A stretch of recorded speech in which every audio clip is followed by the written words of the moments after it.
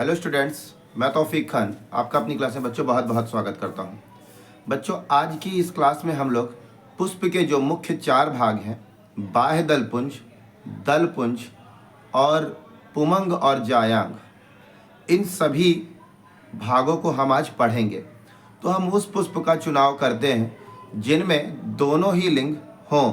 तो आज हम लोग गुड़हल का फूल का चुनाव करेंगे और उस फूल में ये सारी चीज़ों को बहुत अच्छे से देखने वाले हैं। तो आप देख रहे हैं मेरे पीछे ये गुड़हल का पौधा लगा हुआ है, जिसमें देखिए फूल लगे हुए हैं गुड़हल के। ठीक है, तो गुड़हल का जो फूल है इसका वैज्ञानिक नाम हिबिस्कस रोजा है। तो चलिए बिना देरी किए हुए हम वीडियो स्टार्ट करते हैं। इस फूल को हम यहाँ से निकालते हैं। ये हमारे पास एक गुड़हल का पुष्प है, देख रहे हैं बच्चों। ये जो हिस्सा देख रहे हैं आप, ये वाला देखिए, ध्यान से देखिएगा। ये यहाँ से ये जो ऊपर है, इसे हम लोग कहते हैं पुष्प वृंत। इसी पुष्प वृंत की सहायता से ये गुड़हल का फूल तने से जुड़ा हुआ था। अब इसके बाद इस पुष्प में देखिए आप, ये पत्ती जैसी संरचना देख रहे होंगे। ये देख रहे हैं। ये बच्चों, ये सभी पुष्प में होते भी हैं और नहीं भी होते। चूंकि इसमें है, इसे परिदल पुंज कहते हैं। एक हिस्से को ध्यान से देखिएगा, अगर मैं इसे एक को निकालूं, ये एक को निकालूं तो इसे हम परिदल कहते हैं। तो एक ये निकाला आपने, फिर और भी इसमें है, तो कई परिदल हैं। देखिए मैं एक एक करके सभी परिदलों को निकाल रहा हूं। इन्हीं कई परिदल को मिलाकर कहते हैं परिदल पुंज। अब ये जो मैंने पुष्पवृंत और परिदल पुंज की बात कही, ये पुष्प का भाग नहीं है। अब हम लोग पुष्प के मुख्य भाग पर चलते हैं। सबसे पहला भाग होता है बाह्य दल। बाह्य दल है क्या बच्चों? ये देखिए, ये जो डंठल देख रहे हैं ना आप, पहले ये डंठल से जो ऊपर फूला हुआ भाग देख रहे हैं, यही है पुष्प का थैलेमस। ये है पुष्प का थैलेमस। ये जो फूला हुआ भाग देख रहे हैं, ये है पुष्प का थैलेमस। इसी में पुष्प की संरचना टिकी होती है। तो अब ये जो हम ऊपर एक हरे रंग का खोल देख रहे हैं बच्चों, ये हरे रंग का जो खोल देख रहे हैं, इसी खोल को हम लोग बाह्य दल कहते हैं। सबसे पहले मैं इन बाह्य दल को अलग करता हूं।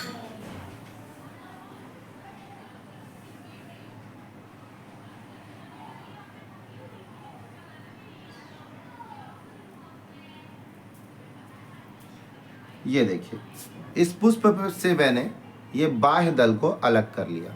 देख रहे हैं, यही है बाह्य दल। इस बाह्य दल को देखिए, ये बाह्य दल जो है सब ये संयुक्त रूप में है, एक साथ मिला हुआ, कटा नहीं कि बीच से अलग हो जाए।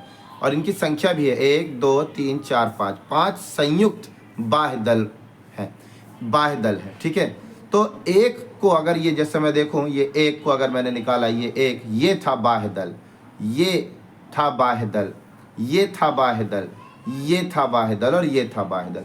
कई बाह्य दल जब इसी तरह जुड़ते हैं तो इन्हें बाह्य दल पुंज कहते हैं। अब बारी आती है ये रंगीन से दिखाई देने वाले भाग, इसे दल पुंज कहते हैं। ये पुष्प का आकर्षक भाग होता है। ये कीटों को अपनी ओर आकर्षित करने का कार्य करता है। तो बच्चों, अगर एक हिस्से को निकालूं, ये देखिए एक को मैंने निकाला, इसे कहते हैं दल। ऐसे कई दल हमारे पास है, इन सबको मिलाकर बोलते हैं दल पुंज। तो देखिए मैं बारी बारी से इन सबको पृथक कर देता हूँ, आप समझ पा रहे होंगे। अब चलते हैं हम लोग पुष्प के अगले भाग पर, जिसे कहते हैं पुमंग। पुमंग पुष्प का नर जननांग है और पुमंग की इकाई पुंकेसर है। पुमंग की इकाई क्या है? पुंकेसर। तो पुंकेसर क्या है? ये देखिए, ये जो देख रहे हैं ना आप, इस प्रकार रेसे जैसी चीजें आपको दिखाई दे रही हैं, ये है पुंकेसर। ये जो पीले पीले दिखाई दे रहे हैं आपको, ये पुंकेसर। अगर मैं इसमें से एक हिस्सा निकालूं, ध्यान से देखिएगा, एक हिस्सा निकालूं, ये एक हिस्सा, ये देख पा रहे हैं, एक हिस्सा अगर मैं निकालूं, इसे कहते हैं पुंकेसर। ये पुमंग की इकाई है। ये 3 भागों से बना है। ऊपर वाला भाग जो देख रहे हैं, इसे हम कहते हैं परागकोश। परागकोश 2 पालियों में होता है, जो जुड़ा होता है, जिसके द्वारा जुड़ता है उसे योजी कहते हैं। और ये जो पतला बीच में, ये जो पतला तंतु देख रहे हैं आप, ये तंतु जो देख रहे हैं, इसे पुतंतु कहते हैं। पुतंतु कहते हैं। इन सभी को मिलाकर के बनता है। ठीक है, इन सभी को क्या, ये जो आप देख रहे हैं, ये पूरा का पूरा आपका क्या है? ये था पुमंग पुष्प का नर जननांग। इसी के अंदर आपको मिलेगा मादा जननांग। तो आप मादा जननांग को कैसे निकालेंगे, ध्यान से देखिएगा, बहुत ही सावधानी पूर्वक आप इसे निकालें। देखिए मैं आपके सामने इसे अलग कर रहा हूं, बहुत ही सावधानी पूर्वक आप इसे निकालें। यानी ऊपर आपने जो देखा जो पुमंग, उसी के अब अंदर आप प्राप्त करने वाले हैं पुष्प का मादा जननांग, और पुष्प का जो मादा जननांग है उसकी इकाई है स्त्री केसर। उसकी इकाई क्या है, स्त्री केसर। ठीक है,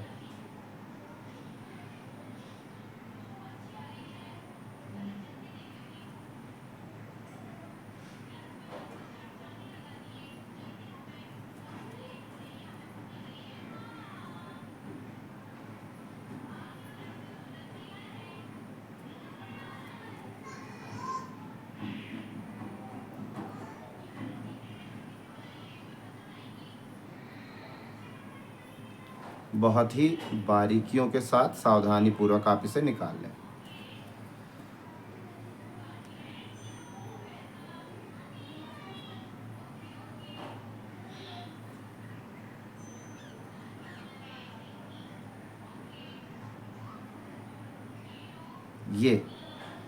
ये बच्चों आपने प्राप्त कर लिया पुष्प का मादा जनन अंग, जिसे जायांग कहते हैं। जायांग कहाँ से शुरू है, ये जो देख रहे हैं आप, ये कैप्सूल जैसी आकृति यहाँ से लेके पूरा ये यहाँ तक चलता है नीचे तक, इसे ही हम लोग कहते हैं जायांग। जायांग की इकाई स्त्री केसर। स्त्री केसर ये है, ये देखिए, ये स्त्री केसर है, ये देख रहे हैं आप स्त्री केसर, इन्हें स्त्री केसर कहते हैं, ये स्त्री केसर कहते हैं। अब इन स्त्री केसर के यहाँ पर बीच में, यहाँ पर अंदर वाले हिस्से को वर्तिकाग्र कहते हैं, इस हिस्से को वर्तिका कहते हैं, और इस हिस्से को, ये जो फूला हुआ है, इसे पुष्प का अंडाशय कहा जाता है। यहाँ पुष्प का मादा युग्मक था, और पराग कोश जो पुमंग था, पुमंग में आपने पुंकेसर देखा था, पुंकेसर में जो पराग कोश है वहाँ पर नर युग्मक होते हैं। ठीक है, और यहीं पर आकर पुष्प में फिर निषेचन की क्रिया होती है। उम्मीद है ये समझ में आया होगा। धन्यवाद।